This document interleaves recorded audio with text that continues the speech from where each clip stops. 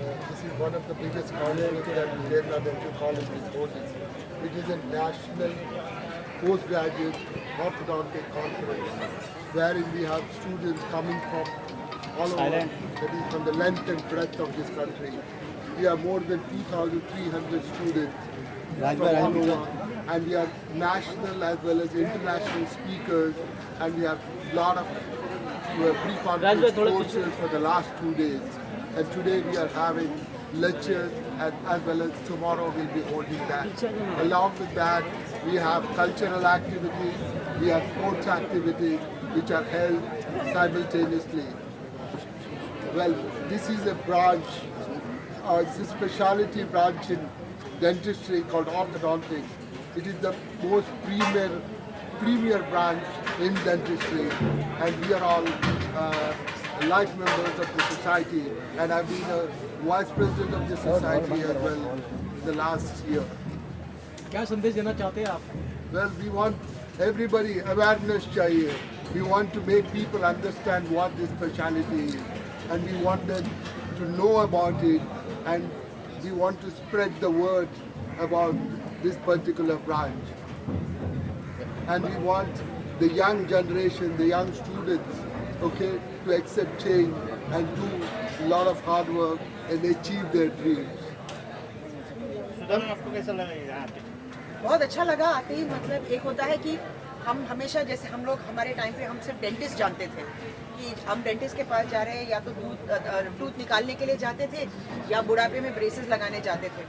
लेकिन अभी समझ में आ रही है ये बात कि इन दोनों के बीच में भी बहुत सारी चीज़ें हैं। अब ये क्या सारी चीज़ें हैं वही तो वो ये बताने की कोशिश कर रहे थे कि आपकी कुछ करेक्टिव, जैसे हमारे दांत जो आड़े टेढ़े होते हैं उसको हम करेक्ट करना चाहते हैं। बिकॉज अगर आज के तारीख में हम देखें, हर कोई चाहता है कि वो खूबसूरत दिखे, और मेरा यही मानना है कि एक आपकी आंखें और दूसरा आपका स्माइल, ये सबसे अहम चीज़ होती है किसी भी पर्सन को आपकी तरफ आकर्षित करने के लिए। सो यहाँ आकर मुझे बहुत अच्छा लगा, काफ़ी जानकारियाँ मिली, क्योंकि मुझे याद है कि जब मैं बच्ची थी तो चॉकलेट्स खाने की वजह से मैं जाती थी, और एक्सट्रैक्शन के बाद आइसक्रीम मुझे मिलता था खाने को, ये मेरे लिए खुशी की बात थी। पर जो दर्द वहाँ होता था उसके बाद वो नानी याद आ जाती थी। पर अब वो प्रोसीजर्स चेंज हो गए, अब हमको पता ही नहीं चलता, क्योंकि डॉक्टर्स के साथ एक पेशेंट का जो रिश्ता बना है वो इतना फ्रेंडली हो गया है कि बाकी दुनिया भर की चीज़ें बात करते रहते और फिर बोलते दांत निकल गया, ये देखिए, हाँ आपका रूट कनाल हो गया है, अब जाइए। सो ये एक फ्रेंडली क्या बोलते हैं इंटरेक्शन हो गया है पेशेंट और डॉक्टर के बीच में, ये बहुत ज़रूरी है। और मैं चाहती हूँ कि और बच्चे आए डेंटिस्ट्री में, बिकॉज हम चाहते हैं एक अवेयरनेस। जैसे हमको ये अवेयरनेस से हम बहुत दूर रहे हैं, हमको ये नहीं पता था, जब दांत में दर्द होता था तो नानी या दादी बोलती थी बेटा वो क्लव ऑयल लगा लो, हाँ वो चला जाएगा। अरे कहाँ चला जाता है, पहले 3 महीने तक चला जाता है, उसके बाद तो ये एक अवेयरनेस बहुत ज़रूरी है। जैसे हम डॉक्टर्स के पास जाते हैं हर 3 महीने, हर 6 महीने के बाद अपना चेकअप करने के लिए, बेहद ज़रूरी है कि हम भी हर बार जाके हमारे जो डॉक्टर्स हैं अपने डेंटल अवेयरनेस है उस पर थोड़ा सा हमें ध्यान देना पड़ेगा। This is very important. ये एक मैसेज आज इन सारे बड़े बड़े शख्स बैठे हैं, तो उनसे मैं काफ़ी जानकारियाँ मैंने हासिल की है, और जितना हो सके मैं अपने दोस्तों को या अपने दोस्तों के बच्चों को ये डेफिनेटली मैं ये जानकारियाँ देना चाहूँगी। इसके लिए ऐसा कुछ प्रोग्राम बनाने जरूरी है क्या गवर्नमेंट को, जन जागृति के लिए? गवर्नमेंट से मैं ये कहना चाहती हूँ, बिकॉज जब भी हम जाते हैं, एज अ कॉमन मैन मैं बात कर रही हूँ, जब हम जाते तो कई बार ऐसा लगता है कि थोड़ा सा एक्सपेंसिव है, जिसकी वजह से हम चीज़ों को पोस्टपोन करते हैं। अगर इन चीज़ों को इंश्योरेंस के अंदर आ जाए कि भाई हमको इंश्योरेंस कवर करता है, तो मेरा ये मानना है कि कॉमन मैन भी रेगुलर बेसिस पर डेंटल अवेयरनेस के बारे में समझ के कि भैया अगर मैं ये पैसे खर्च कर रहा हूँ तो मुझे इंश्योरेंस से ये पैसे वापस मिल जाएंगे। तो ये एक प्रस्ताव, अगर मैंने इनसे वही मैं बात कर रही थी कि अगर ये प्रस्ताव गवर्नमेंट में रखा जाए और अभी अगर ये पास हो तो ये हम सब कॉमन लोगों के लिए बहुत ही एक बेटर प्रपोजल है। ज़्यादा युवा इसमें शामिल हो सके, इसमें भाग ले सके और आगे अपनी कैरियर बना सके, इसके लिए किस तरह का आप लोग तैयारी करके रखें? तैयारियां तो जैसे इन्होंने कहा कि 5 साल का तो आपका एक पहले जो आपके 5 साल है, फिर अगर आपका एक डिग्री कोर्स है, उसके बाद मास्टर करने के लिए आपके 3 साल लगते हैं। तो ये तो जनरली जैसे किसी भी फील्ड में हम करते हैं, तो यही है कि उसके पीछे खर्च बहुत है। जैसे मैं इनसे बात कर रही थी कि एक डेंटल चेयर के लिए भी एक 10-12 लाख की ज़रूरत पड़ती है। तो ये इतना इजी इन्वेस्टमेंट नहीं है कॉमन मैन के लिए। तो हम चाहेंगे कि और लोग आए, इसके लिए गवर्नमेंट का भी सपोर्ट मिले, ताकि और बच्चे इस राह पर या इस लेवल पर या इस एजुकेशन की तरफ थोड़ा सा उनका भी मतलब एक रुझाव बढ़े।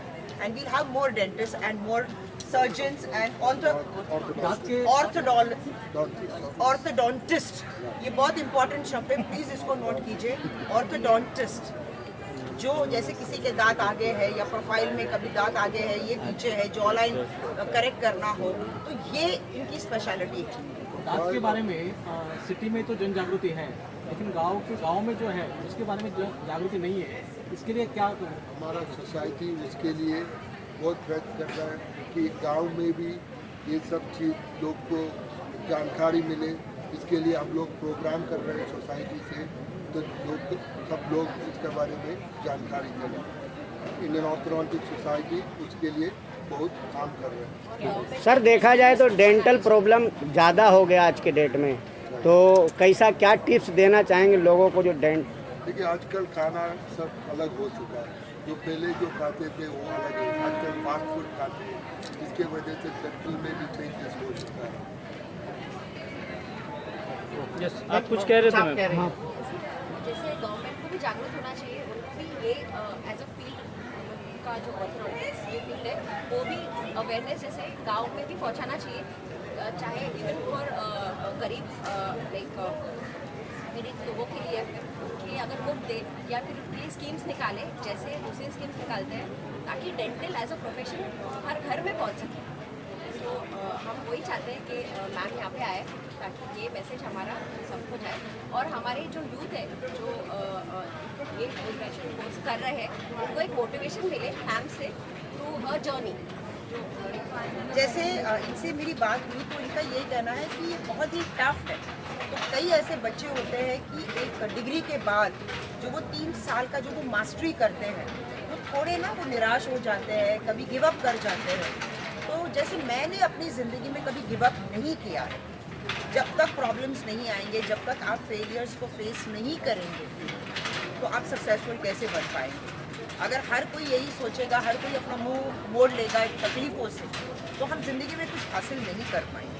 तो मैं आज के युवा से यही कहना चाहूँगी कि थोड़ा सा लड़ो, थोड़ी सी हिम्मत रखो, इतना जल्दी आप गिव अप मत करो लाइफ, क्योंकि कुछ हासिल करने के लिए थोड़ा बहुत दर्द सहना पड़ता है।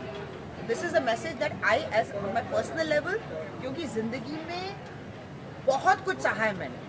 आज इस मुकाम तक आने के लिए एक बहुत लंबी जर्नी मैंने तय की, जिसमें ये नहीं है कि आज जो दिख रहा है कि बहुत अच्छा दिख रहा है, लेकिन ये अच्छा हासिल करने के लिए कितना दर्द सहना पड़ा, कितने सारे सैक्रिफाइसेस हमें करने पड़े। और जब आप कुछ सैक्रिफाइस करोगे तभी तो आप कुछ हासिल करोगे। तभी तो कहते हैं ना, नो गेन विदाउट पे। किरना कॉलेज का ये 27 साल है और 27 साल में बहुत ऑफर किया है समाज को, सोसाइटी को। तो ये कॉलेज की तरफ से आप सोसाइटी को क्या संदेश देना चाहते हैं? यही संदेश देना चाहते हैं कि और बच्चे आए। 2 चीज़ें हैं, एक है अवेयरनेस, जैसे आपने कहा कि गांव खेड़ों में ये बातें नहीं पहुंचती, तो उनका वही कहना है कि उनका यही एक प्रपोजल है कि वो गांव में जाएंगे, अवेयरनेस क्रिएट करेंगे, फैसिलिटीज़ देंगे। थोड़ा बहुत अगर गवर्नमेंट की तरफ से भी इन्हें मदद मिल जाए, जैसे इंश्योरेंस। आज हम क्यों हॉस्पिटल्स जाते हैं? क्योंकि हमको पता है कि जब हम बाहर आएंगे या तो एक कैशलेस इंश्योरेंस है, या फिर अगर अभी हम पैसे भरते हैं तो इसका रीइंबर्समेंट हमको मिलता है। तो अगर ये एक प्रपोजल हमें मिल जाए डेंटल में, तो बहुत सुविधाएं हैं। तो हर कोई हिम्मत करेगा कि थोड़ा सा भी दर्द हो तो चलो भाई हम जाके देख लेते हैं। अगर अभी हम पैसे खर्च कर रहे हैं तो आगे चल के वो पैसे हमें मिल जाए। गवर्नमेंट से क्या अपील रही है? यही एक अपील है कि आप डेंटल को इंश्योरेंस स्कीम में प्लीज लेकर आइए। Thank you.